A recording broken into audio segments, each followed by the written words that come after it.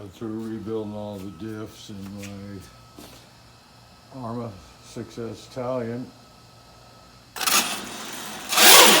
And it's sounding pretty smooth. My Talion has a stock motor in it, a couple cooling fans, Max 6, Hobby Wing,